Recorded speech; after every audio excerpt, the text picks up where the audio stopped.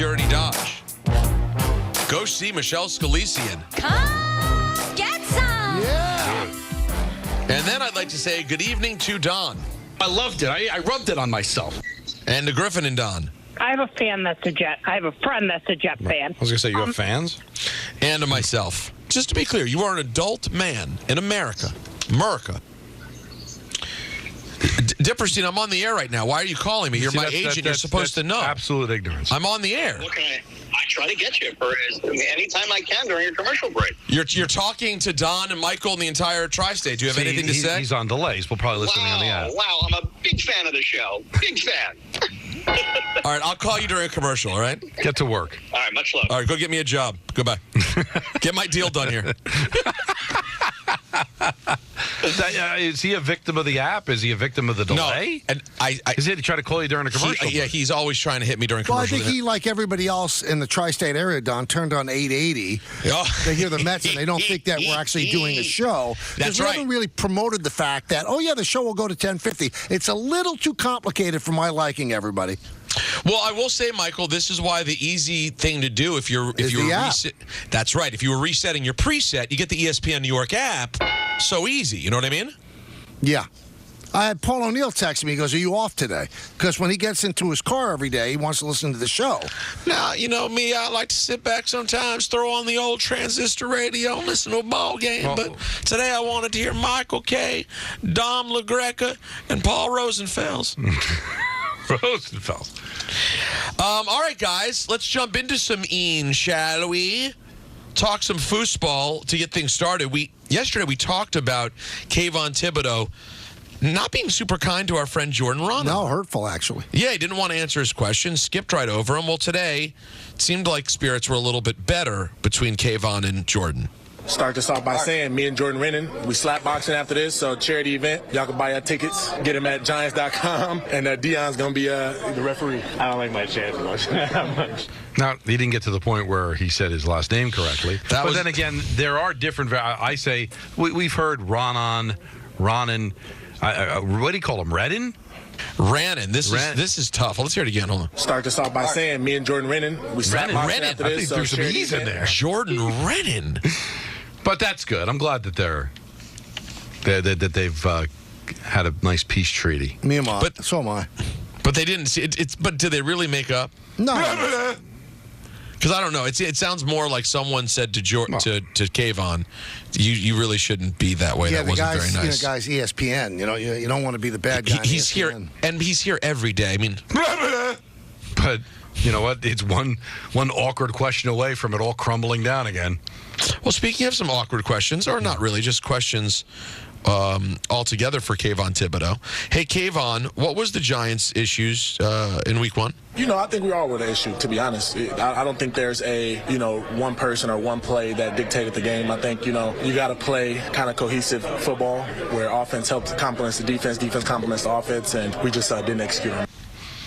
Now, here's Kayvon on facing my Washington Commanders this week.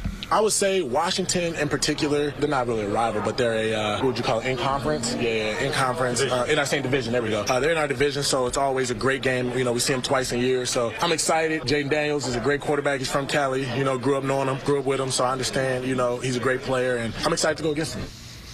So what bothers me the most here? Doesn't even think there's a rivalry whatsoever, or isn't aware that they're in the same division? I think that the latter. doesn't surprise me. How do people? Isn't it weird, man? They don't know things like that. Aren't these guys football fans? But maybe they know. Remember, Peter, you always have these situations. They don't know about timeout situations. No, I know. It's there's stuff like that all the time. I mean, but that to me is inexcusable. You should know the rules of the game you're playing. Rules unacceptable. But these guys are so focused on who's up next and is it possible. He hasn't been here that long. You would think by now, though, if you're playing them twice, there's a very good chance they're in your division. But are they just so solely focused on what's next that there are a lot of players that don't even know who's in their division? I think also these guys are so young. Kayvon's what, 24? These kids are so young. They're of this era, Don, that roots for players more than teams. Yeah, so they didn't even care about divisions. Like the idea of being a football fan and not knowing So you don't know any history between the? I guess there's no any between Washington and New York? I really think, and I think this is for all sports, not just football. Michael can talk about baseball. I could certainly talk about hockey. That just because you play it and play it at an elite level doesn't mean that you're a fan. Doesn't mean that you grew up being a fan. They play the sport, but they may not have followed it. And as you said, it's a generation that probably gets a lot of information based on the video game they played or the players that they liked and enjoyed watching. Well, you know what? The perfect person for him to talk to about this, because he's from New Jersey and went to the University of Maryland, Jordan Rennan. They can have a nice conversation, get educated on the rivalry. Here's the one thing I've always found about players, and I'm not saying this in a negative way, because, my all-time favorite is Don Mattingly. Donnie Baseball. Yeah, when he got to the end, he had no idea who Lou Gehrig was. None. And I contend that the guys that are good enough to be professional athletes, they played all the time. Right, they couldn't pay attention. They weren't like reading biographies like dorky Michael Kay. They weren't like looking at baseball cards in the back. They didn't do that. They didn't care. They were playing. So I think you just have a different level of appreciation of the sport when you play. I do think that is a thing. You do find the players, Michael, sometimes who are both. Like they obsessed over the game and obsessed over watching it. Like A-Rod was. Yeah, they exist. These like real students of the game. Yeah, but they're rare. I think the majority of the players are not fans. They don't watch when they're not playing. Didn't watch as a kid. And they were so good always. They were such athletes that they were always doing stuff related to their own athletic career. Dan Orlovsky, who we're going to be joined by shortly, he was on ESPN Radio earlier, and he's got some concerns about Danny Dimes. There's no doubt a butterfly effect of he doesn't have any protection in many parts of his career, so there's no trust in protection. There's no trust in pocket movement. There's no trust in play calls. There's no trust in people down the field to cut the ball loose. I've always said that one of his greatest flaws is he's intelligent and highly intelligent, and so he expects what the play is on paper or in the meeting room to be exactly that on the field, and that 1 + 1 = 2. You become a robot. That's just not ball. And so the instincts or any that he had are gone. Well, that sounds like seeing ghosts, which Sam Darnold had. Yeah. You know what was interesting? Sam Darnold was back in the location of seeing ghosts. He didn't see ghosts. He was seeing Justin Jefferson streaking across the field, catching the ball. There's something there. I like it. I always believed that the Jets were the worst enemy of Sam Darnold. I think if he got drafted by somebody else, I'm not saying he'd be an elite quarterback, but we thought going to Carolina was going to help him, but it turned out Matt Rule was not the genius we thought he was. He was in San Francisco briefly and probably learned a lot in that short period of time he was there. And now with a stud wide receiver, another good offensive mind to work with, I think there's something there. It might be too late for it to be elite, but I think he's got a decent future that he can get up from it and make something of his career. No, I'm a fan. May I update you guys? Is this another Mets update? Yeah, it's important. 102 pitches for Francis. Oh, no. 7 no-hit innings. Now, will he be allowed? No. See, you're taking fun out of the sport. Now, listen, I don't want to see the Mets get no hit. Don't get me wrong. But another example, like, the baseball's trying to kind of get something going here, and there's a pitcher with a no-hitter through 7, and the chances of him being able to hang around and do it, he can't because he's got 102 pitches. Michael, there's nothing left to this Toronto season. Hey, go out and pitch 130, pitch the no-hitter. We'll shut you down for the rest of the year. Yeah, it is. Yeah. It's so counter. They think that it's like baseball. The game of baseball thinks the game's inherently better if people are hitting. But at the same time, they're missing out the fact that if you don't get moments like this from pitchers, you don't have stars. No one wants to watch is there anything more anticlimactic than the team no-hitter? No, it's such a nothing burger. When I see that, it's not a thing. All right, now, what is a thing is football. A very popular thing, guys. The NFL averaged 21 million viewers per game during the league's opening week, making it the most watched week 1 on record. The league and Nielsen said Wednesday morning that the per-game average on TV and digital was a 12% increase over last year. Pretty amazing, guys, when you think about what we talked about, the insane prices to get the ticket this year. It's amazing. $500-$600 for people to get the ticket, and it was setting records. They're unstoppable. They are unstoppable, Michael. And then when, halftime Super Bowl, Kendi performs, it's going to be even bigger. I'd love for you to stop calling him Kendi. I'm not into it. Just for his own well-being.